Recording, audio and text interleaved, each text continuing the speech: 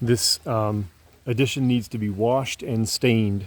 It'll need 1 coat of Sansin Calico to get the color matched up close, and then another coat of Sansin Butternut.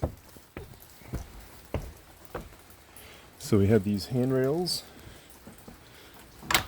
and a decent little bit of furniture that needs to be moved and covered up. Decorative items taken down and protected. There's this covered porch over here, but we may not have access to it, so maybe just putting it all here against the house. We'll plan on washing the house too, soft washing it. I stained it a year before last, so it needs to be low pressure. If you're not clear how to do that, I can show you how. Some of these beams that are rough sawn will need a little extra attention with washing to make sure they come clean.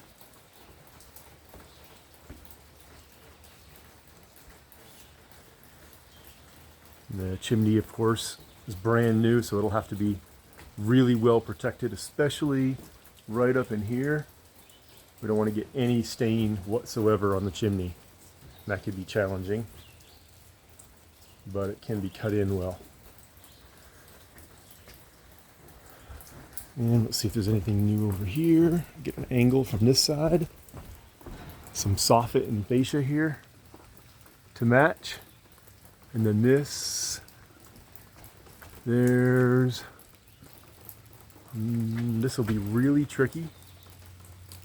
Maybe with a pole, with a, I have one that's got a 3-foot pole, like with a swivel aimed up, but there's roof up above this soffit. So I think they built this and then made this on top of it bigger for some reason. Not sure why.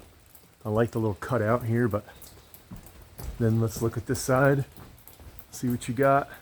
This side's easy, and you can reach down from this side to stain the underneath of that. That can probably just be sprayed. It won't obviously have to be brushed. And then you got this fascia here with the beam work. Measurements this way.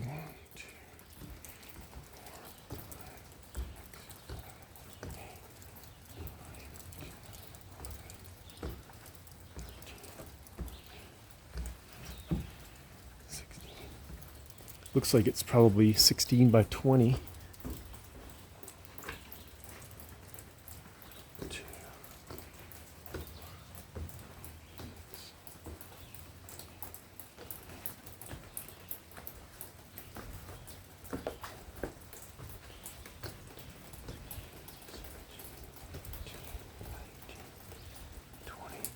Yeah, 16 by 20. Of course, there's no railing, so these could just be stained on the edges and then wiped off. So it's 16 this way, 20 this way. And of course the ceiling's got beams. It's all rough sawn. It's going to absorb a lot of stain. I'll account for that in the stain package that I put together for y'all.